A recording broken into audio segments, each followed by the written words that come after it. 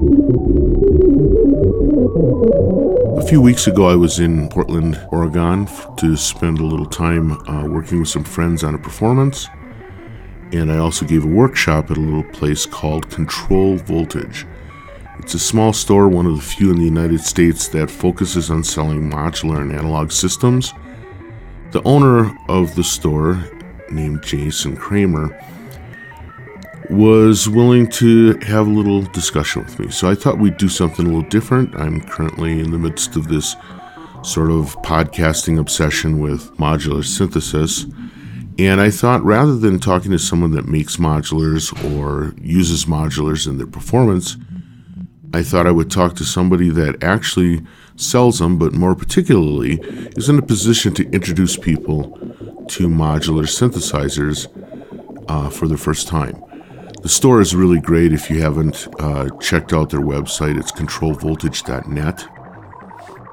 He's got a really nice little storefront in a very cool part of Portland.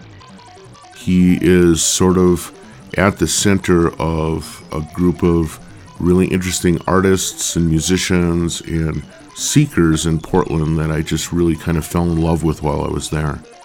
And I hope you enjoy this podcast with Jason Kramer from Control Voltage. So this week I am interviewing Jason Kramer. He's the co-owner and the face of the business at Control Voltage, a really cool store in Portland that carries a lot of electronic music making products. I mean, it's one of the cool places because you can come in, try out a lot of modular systems.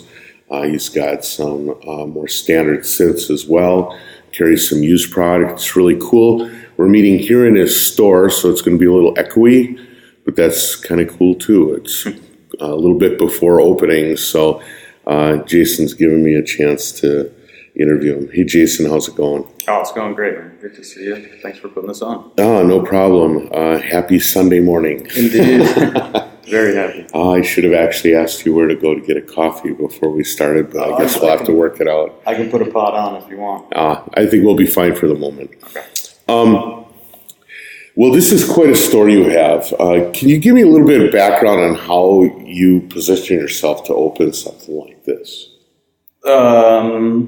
Position myself to open something like this. I think, in general, it was always an idea I had, something that wanting to share the little gadgets that I was into with everyone from just buddies in high school and friends in college to nieces and nephews, to coworkers at jobs I had, but, not finding a lot of the stuff that I'm looking for in the shops around. So also involved in various communities, like the mono online community was a big part of realizing that there was a lot of little scenes out there. Just to be part of one was quite awesome. There's a lot of support in that kind of community. So, I think getting fed up with trying to buy products online and taking them out of the box for the first time and getting to play with them and wanting to be able to play with them beforehand. Right. Well, you're one of the few mono dealers in the world, I think, right? You're the one mono dealer. Okay.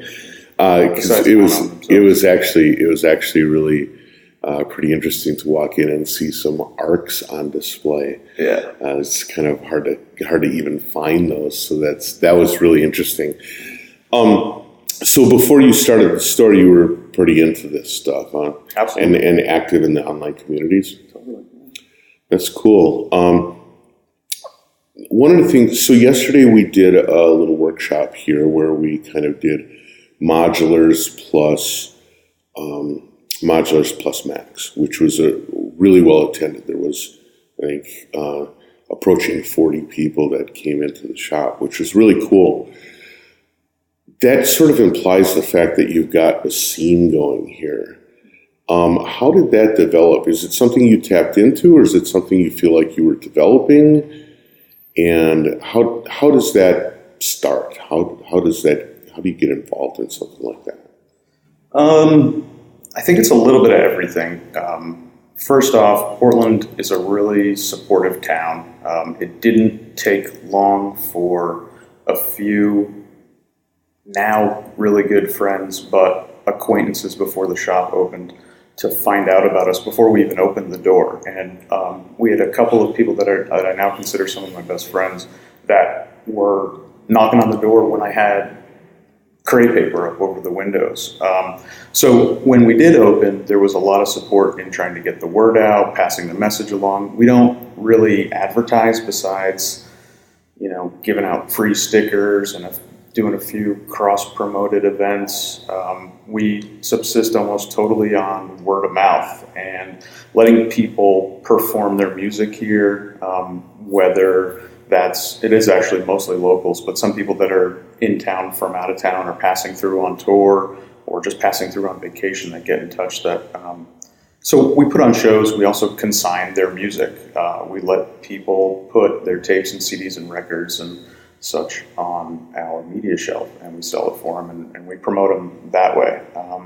But I think mostly the scene is it's pretty spread out in Portland. There's a lot of different kinds of music going on, and it's a pretty amazing place for lots of different genres of music. For sure, Portland likes to be weird and synths and sample-based, and computer hybrid machine weirdness fits in really well with, I think, the mentality in this city. That seems to make sense. I know yesterday, talking to some of the people after the workshop, it was really interesting to find people that identified themselves as composers, or as I'm a guitar player that's also looking at, doing something crazy and new, or I want to integrate. A lot of people talking about how they're primarily computer-based, but moving more and more to hardware. And so it seems like you kind of tapped into something interesting and kind of important for those people. Now, so this afternoon I'm going to be playing a gig at this whatever. It's not a festival. It's just a performance. Yeah, it happens once or twice a year at PNCA. Right. And I noticed, or in talking with Tim, who's putting it on, he mentioned he was talking his way through the artists, and there are a lot of people that are going to be using modulars or modulars plus something else. Mm-hmm. Did you feel like there was already a pretty extensive community in town before you opened up your shop, or do you think that you were influential on getting modulars into the hands of people, or was it just one of those scenarios where everything kind of converged? It's definitely still in motion, but there was a solid scene, a lot of people that didn't know there were other people. That's what I found out after we opened. But for sure, like when a friend introduced me to Modular, we've introduced people to Modular. And while I knew about Modular since before friends introduced me and I got to put my hands on it, and then I got into it, other people too knew about it, and maybe they saw something on TV or on YouTube, or maybe they saw somebody perform at a weird art exhibition or something like that. A lot of times it does come to the whole slippery slope mentality where people don't want to even put they want to put the blinders on. They want to stay as far away because they know if they get into it, it's going to drag you in. It's too immediate and too. It just makes your brain happy. It's strangely satisfactory. Well, it is compelling, and during the workshop we were kind of playing around with things where the modular would control the computer and stuff like that, and it makes a lot of sense because there are things that happen that you feel more than intellectualize. Mm-hmm. And I think that actually is one of the things that's sort of joyful about analog synth stuff is you have to kind of turn the knob a couple of times to understand how something feels, and then you internalize it, and that becomes how you interact with the musical development, rather than saying, oh, I need a 2.5 second fade in mm-hmm. right here. Right? Mm-hmm. So that's pretty interesting. Now, in your role here at Control Voltage, you obviously find yourself in the position of introducing people to analog systems and modular synths. What do you find is the hardest thing to convince people of, and what do you find convinces people for you? You know, how do people get sucked in when they get sucked in? I like that you said, how does it convince them for me? Because a lot of times this stuff does, rabbit ears, quote unquote, sell itself. We don't push anything on anybody. I never want to upsell. I never want anybody to leave here with something that they didn't want to get into and want to take home and make music with or make sounds with. But we leave the devices set up for people to play with and experiment. So it's a very non-committal sort of, it just promotes an exploratory experience. So people can go around and they can absolutely ask questions, and I'm more than happy to set things up and introduce other features to them and pit things against one another. But the hardest thing to convince people, I don't know if it's the hardest thing, but one thing that comes up a lot is a lot of times people look at the Modular and they say, oh, that's just like Reason. And, there's a lot of that, or can't I do all this in Ableton already? So there's a fair amount, and it's not that I have to convince people, but I think there's a fair amount of just explaining the difference between using a trackpad or a mouse to interface with your music totally versus having some hybrid combination of tactile interface with the benefits of modern techniques that you're afforded inside a computer. So a lot of times people get it right away because you say, well, when's the last time you went to a show and the guy only had a laptop on stage, and how much fun was everybody having in the crowd? They know that they've been to that kind of event, and it is seeming like that's not what audiences are into. They want to see someone tweaking knobs, playing an instrument, interfacing with the device that's communicating. Yeah, that's actually a really good point, because there's kind of the long running thing about watching a performer and wondering if they're getting their email. Mm-hmm. But there's also something about seeing a performer primarily use a computer that seems to take the risk out of a performance, and there's something about risk that seems to make a performance more interesting somehow. That's true, yeah. That's sort of scary, tense. Yeah. Is everything going to go wrong? Right, and there's a sense that if everything could potentially go to hell, mm-hmm. that if it doesn't go to hell, then you actually saw something amazing. Right. So you do, looking around, you have a really pretty awesome set of little modular systems all around.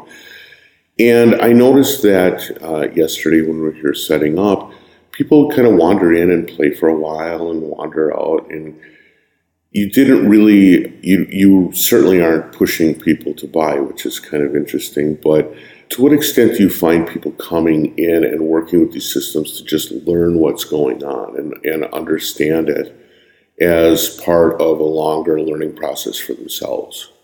A lot of times. And it's not just in Modular, but absolutely very few people that are just dipping their toe into Modular come in and that day leave with a case with a full voice or even just a few things. A lot of times, they want to come in and they want to look around and get a feel for it. The first thing is almost like, wow, I didn't know they were that small. On the internet makes things, nobody holds up a quarter to anything anymore. You don't know. And so, just seeing things in person and seeing how the modules fit in the case is one thing. Connecting them through cables and the difference between audio rate and control voltage, those are things that they're building blocks, and like the next time they come in, then it's time to talk about what the hell a VCA does, or something like that, or why would I need a final stage output? So they've gone home, they've done some research, they've maybe talked to some friends or looked at friends' cases. But besides that, even just synthesis, we get a lot of people that come in that just want to put on headphones on, just pick any random synth in here and just play around and move knobs and see what attack does and see how many different programs are in the presets and play around. That's actually an interesting point, something I hadn't really thought of, because we've become so sort of like attached to the internet as a way that we learn things. Mm-hmm. But reading about and sort of like intellectually understanding what an attack phase on an envelope does is one thing, and hearing it or, again, feeling it. Mm-hmm. I tend to always go back to phrases like feeling and, internalizing things, because it seems like these analog systems in general have a lot more of a feeling quotient to them than an understanding quotient. And so it sort of would make sense that this isn't something you can just kind of point to a Wikipedia page and say, go read that, and you'll understand what an envelope actually does, because there's this sense that without it actually being hooked up to something and trying it, you're not going to get a real understanding of what's going on. Yeah. So since you were involved with a lot of online stuff, you kind of understand how online communities work. How do you transform the things you learned and the experiences that you had from in an internet type environment to now meeting people face to face? It's a totally it's energizing, actually. Unfortunately, I wish I still had the time to, and I don't, to be a bigger part of the online communities again. But the business is pretty much all encompassing. So now I do almost total face-to-face, or on the phone or email directly with customers and friends and such. How is it different? It's amazing to see people who would largely be Googling and looking on Wikipedia and looking at, sound on sound articles to put the pieces together, be able to come in and ask questions and lean over. And when they know something that somebody, a stranger in the shop that has headphones on is struggling with, we see people all the time say, oh man, you got to turn this up, or wow, you're into that? Like, I have one of those too, or I had one of those. It goes really good with this thing. Let's jam. And people exchange numbers, emails, and get together. We've had a lot of connections be made since opening. But yeah, it's pretty energizing to see people in the flesh, and get to shake hands and find out what's important to them and be able to help them out in some way. And we can't help everybody out. There's a large DIY community here, and getting into carrying and supporting tiny components and lots of that kind of stuff may not be where we're going, but we try to help. We offer services, and we do have a random surplus DIY drawer that sort of changes with what I end up buying extra of for little projects I'm working on. So we'll see. We'll see how much cooler it can get. I mean, I have all the faith that people are still going to continue to get into it. So there's a lot of new blood constantly. There is. One of the things, the primary place online that people meet is the Mufflers Forum. I just remember when I first got into it, they had the little tag thing on the bottom. And, when I first got into it, I think there were like 1,800 people signed up to the forum. And now there's like 10 times that number. Right. And it seems to be kind of growing quickly. But the one thing I will say, and it's interesting when I kind of walk through your shop, is that you are not sort of like a fundamentalist about modular stuff or about particular manufacturers. So you have a bunch of modular stuff, but you also have keyboard synths, a variety of different types, which are fun to play with. And you also have like these kooky systems like the Guitari and Critter stuff.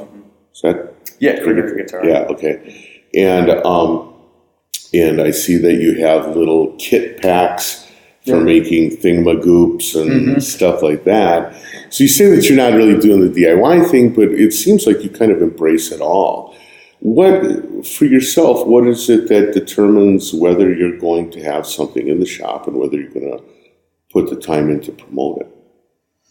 Well, putting the time in to promote it comes naturally. If I like something, or I get like really good feedback from a good amount of customers on something, then that just comes naturally. And I think that I'm not really I'm not a sales guy. I don't have a sales background. I have a service background, honestly, and obviously music, but professionally a lot of service. So I don't. Yeah, the whole upselling or whatever, that's not my wheelhouse at all. What I carry depends largely, if you're talking modules, because there are so many options out there and so many manufacturers. We are constantly expanding. We've done a couple of major ads of maybe 3 to 5 manufacturers once or twice a year in the last year and a half, and it's largely we go for manufacturers that either are doing something unique, interesting, or DIY and inexpensive, or they have an enormous, awesome catalog of stuff that's just excellent quality. And the other thing too is obviously if people come in through the door and they're like, man, I want to buy this, I want to buy this, I want to buy this, then that's going to have an impact as well. But the kooky stuff and the DIY stuff, it's a lot of stuff that I bought as a consumer and enjoyed. So when we chose products to start out with, it was a lot of things that I had or I knew that friends had that I played with and could vouch for, just the quality or the overall benefit. Even if it is inexpensive, it's small, and you take the cheapest MIDI keyboard with a grain of salt. Yeah, it's not going to sound like a hammer action, but it is going to fit in your back pocket. Right. So. Yeah, that's one of the things I notice is you tend to really focus on things that are smaller in size and stuff like that. And what I'm wondering is to what extent that is sort of like your personality being brought to bear on what you like to sell? Perhaps. People like small stuff, though, too. I like small stuff. Small stuff is less expensive a lot of times. We are introducing a lot of new people to it. So your average guy, he may like to come in and play on the Mini Moog Voyager, but he's probably going to settle on a Korg Volca the first time, or a microbrute or something small. The small stuff has a tendency to not. You don't have to make such a psychic commitment to it. Also, that Voyager XL is pretty incredible, but I can't barely lift up. It's enormous. It's like, let alone imagining touring with it or something. Oh, yeah. It'd be crazy. It's the size of a table. Yeah. So let's talk a little bit about your background, because you mentioned that you have background doing music and stuff. What kind of stuff were you doing from a performance or production kind of standpoint? Where were you coming from on that end? As a kid, rock stuff, garage rock, indie, playing around, jamming, metal, all that kind of everything that can make noise after the guitar, I was plugging into and making crazy stuff. And then it got maybe a little more towards the production side. I started helping friends produce and got really interested in having, with the means that we had available, the best quality that we could put out. So, and it was just friend projects, nothing professional at the time. But when the time came to choose what to do after high school, I went pretty much straight into music technology.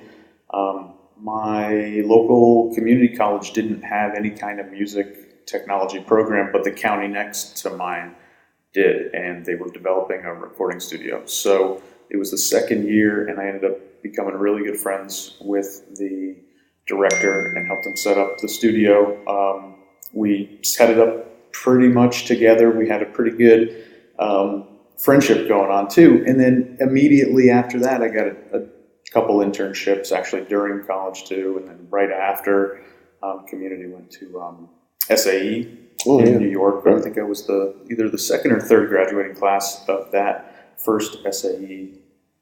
And then I worked in studios in New Jersey and Manhattan, basically intern, assistant engineer, and when working till 6 a.m. on other people's music became cumbersome, I went into computer repair. And at the time, it was was a great thing to just shift and still be, I was introduced to Macs actually through, Apple computers, through working in studios on Pro Tools rigs, and became the guy that had to fix the Pro Tools rig when it went down. So post that to working at a wonderful company in New York, a third-party Apple service and retail place on 23rd Street for a long time. And I really enjoyed the community aspect of that business. And I took a lot of what I saw there with the way that owners let the employees pretty much self-manage. And we started with 50. I started there when there was 50 people. And by the time I left, there was 200. It was an amazing amount of experience. And I put a lot of things in my virtual backpack. Well, if I ever have a company, I'm going to think about things a little bit more. I'm going to, think about the design of the store and how people are going to walk around and how they're going to interact and whether salespeople are going to be harping on them and how customer service was going to be, So I also had other experiences at other companies to the contrary that also went in my backpack of, what I would do if I could ever start the company that I wanted to. So those things help as well. And then we visited Portland quite a bit. We had a lot of friends out here. We moved to Philly for a little bit. And we really wanted to move here, but Philly was close enough from New York where we could see if we could actually leave New York. Right. Because a lot of times you get sort of stuck. You feel like there's nothing else out there but New York. So dip our toe into the rest of the country, found out it was totally cool.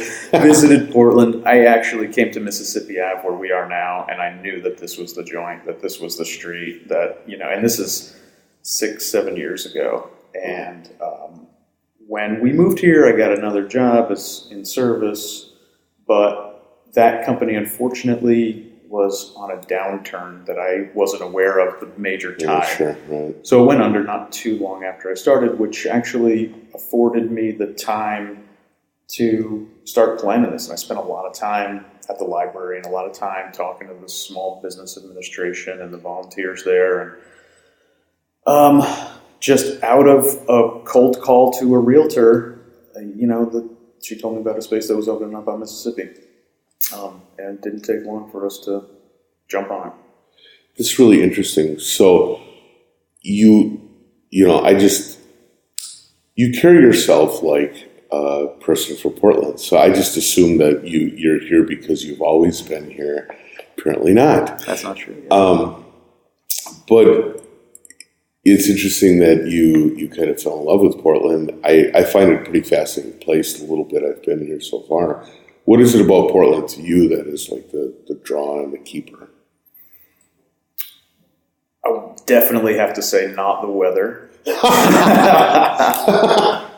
Okay. Although the 4 or 5 months that the sun is out, it's amazing. I don't mind the mist. It doesn't take long for the mist to just sort of be background noise. It's not really a big deal, but really in reality, it's the people here. It's just the attitude. It's just super laid back. There's a lot of nature. I like to soak in some good hikes and some good camping.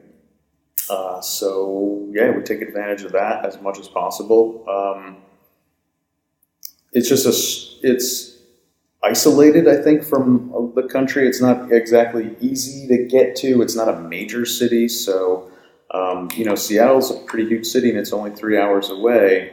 It's got a total different vibe, and that's true. I think Portland has a lot of connections, and a lot of real connections with people that have moved back and forth from San Francisco to Portland, from Austin to Portland to Austin. So there's a lot, and Asheville, North Carolina, surprisingly. There's a lot of people.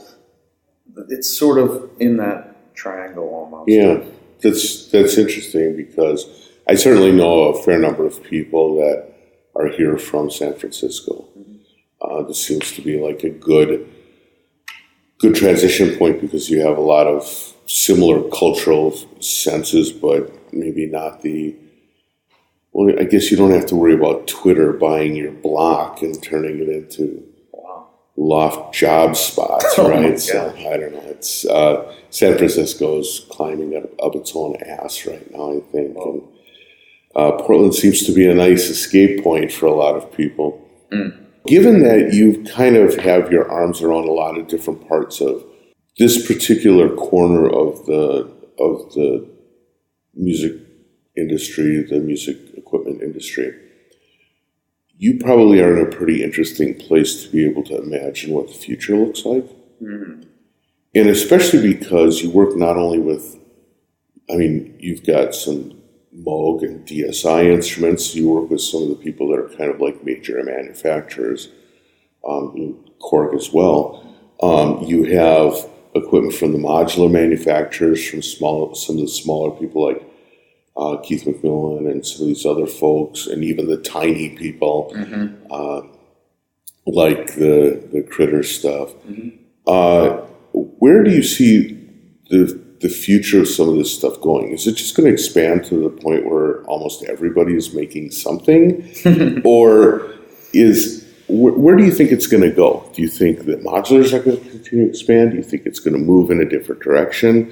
Just from the sense that you get from watching people. I like the question. I think it's going to, I don't know, obviously, but I do foresee some crossover, big guys going little, little guys going big, and whether that's modular going standalone or standalone going modular or new formats coming out perhaps even, I'm not sure. I'm excited as hell for whatever happens because I think we are in a position to quickly adapt to what people are putting out and what people want. But yeah, there are so many people that come in that look at modules and they just want to turn them around and look at the circuits and they say, I can do that. I can do this. When I build this, will you buy it?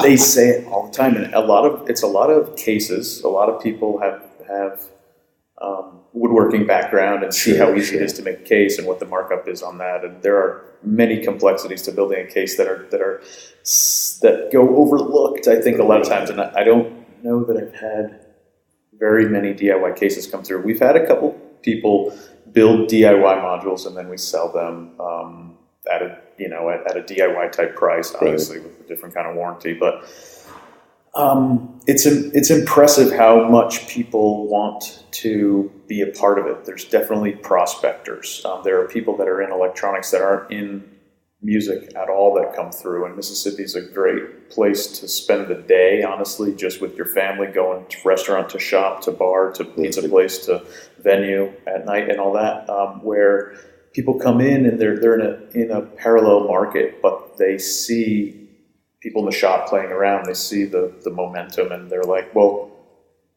maybe my business can get into this side of electronics. Right. You know, I don't know. What I'd like to see some module makers go standalone. I think that there's a big benefit to having a unified system from one maker, and that's partially because I think it's. I'm just personally interested in seeing some of these things that might come out. You know, that might be akin to some of the reverse of what Mutable did, you know, going from standalone to modular. Maybe there's some learning that can happen in the modular sense that might bring a company like that back to standalone, you know. We'll see. So yeah, it's going to be interesting for sure. I hear people say a lot that it's almost a renaissance of analog right now, but it's more than that. There's a hybrid thing happening with digital and analog, and I think that one of the biggest, maybe not overlooked, maybe sometimes overlooked benefits of analog is that the parameters are broken out to the front of the panel. You almost always have to interact with them on a one-to-one basis, and you get, you know, this is a weird example, but if you wanted to drag your forearm across 16 knobs on an analog synth, you could. On a digital synth, you have to go There's no equivalent to that, right? Yeah. Sure. So, but some combination of that analog interface with the benefits of modern digital technology.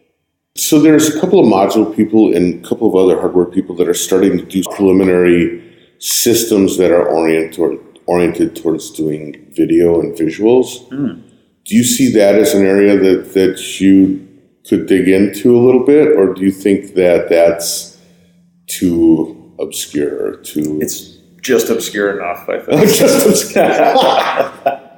That's a great way to put it. In this town, modular video synthesis has, and we don't sell video module synths yet, but there's a lot of dudes that do it, and whether it's a hybrid of computer with some analog modules helping out, or a total modular video system, there's quite a few people in town that do it. It's surprising because I don't know how many fold more expensive it is than regular modular audio synth systems, but people are really into it. I kind of want to see it go to the next level. To me, it's amazing and it's fun, and it's the same sort of exploratory learning experience, problem solving that I love getting out of a modular synth. But it kind of looks like Nintendo-y to me. I want to see what the next year holds for that. I think that there's probably some interesting hybrid type systems that can come out that I'd like to see. Yeah, it seems like you make a good point. It seems like, in a way, where those systems are right now are kind of paralleling what we saw in the very earliest days of the renaissance of modular synths, which was, the first bunch of things that came out were sort of a reintroduction of the basic subtractive synth stuff. And then all of a sudden you started seeing the kind of hybrid, weird wavetable oscillators and kooky DSP-based things that kind of provided a hybrid interface. And that's actually kind of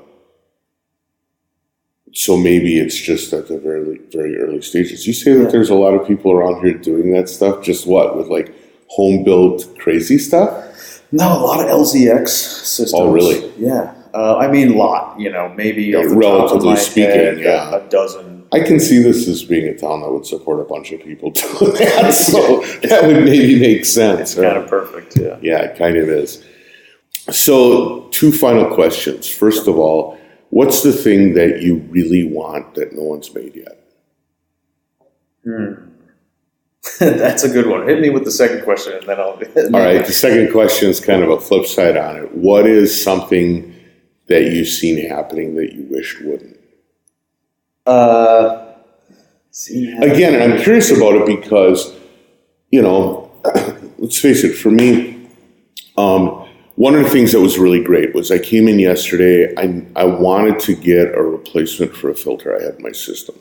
And so I was able to run around, and all of a sudden now, instead of having to buy one, try it, hate it, sell it, try another one, I was able to try 8 filters, right, to check it out. You every day have the opportunity to experience that, right? And so my feeling is that somewhere in your gut, you have to be this, if there was this one thing, that would really be a game changer, right? Yeah.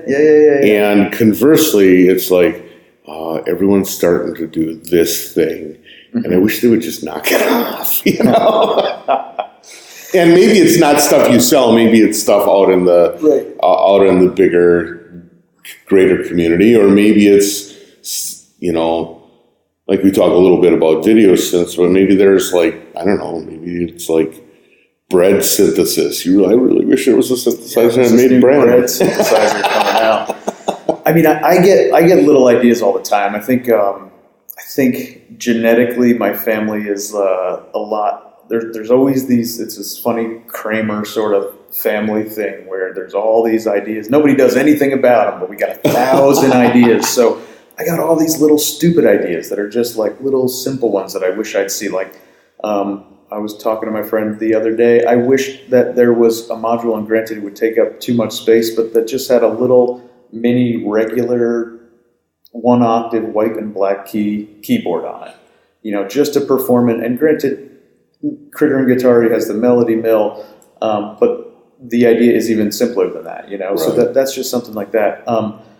Out of the modular world, I am very excited for the Electron analog rhythm. I think that a MPC I definitely don't want to say killer, but an MPC rival like that with velocity sensitive pads and the power of the sequencing, that's a machine that I've seen in my head for years. Just something that does something similar to the MPC, but not, but with a much different approach. So those are a couple things.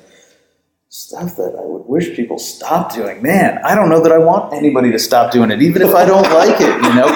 I think people should keep doing stuff. If the ass falls out because it was a bad idea, well, at least you tried. Everybody learned too, right? Yeah. I think that's a really good approach and a good way to frame it. Well, thank you so much for your time. I really appreciate you taking time out of your schedule. Opening up the store for me to come in for one last swing through before I head out of town. It's my pleasure. And for giving me a chance to interview you. Any last words for our listeners or prospective customers?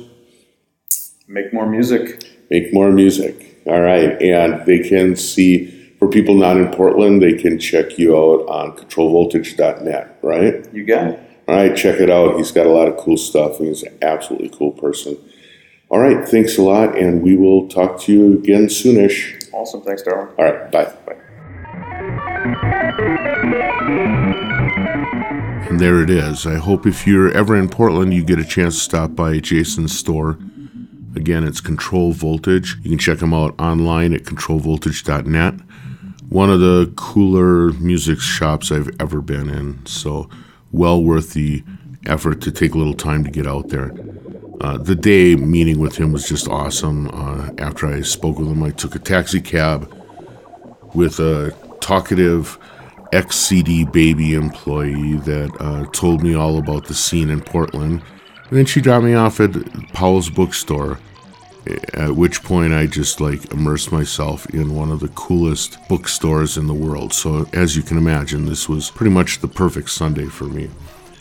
Well, thanks again for listening. I want to shout out again to all the people that are supportive of this podcast, particularly Synthopia, one of the cooler music news websites on the net. And also thanks to my employer, Cycling 74. Just thanks to everyone there for their support of the podcast as well. Next week, we're going to kick off with a number of different kinds of things. We're going to be talking to some people that are doing some Max for Live work. And we're also going to be pulling together interviews with people that are doing really interesting stuff in the visual end of media art. So hopefully you'll stick with it. If you're not into visual art, you're probably going to still want to check out the podcast, because how people approach their work is one of the most interesting things about talking to these artists. So thanks again. I'll see you next week.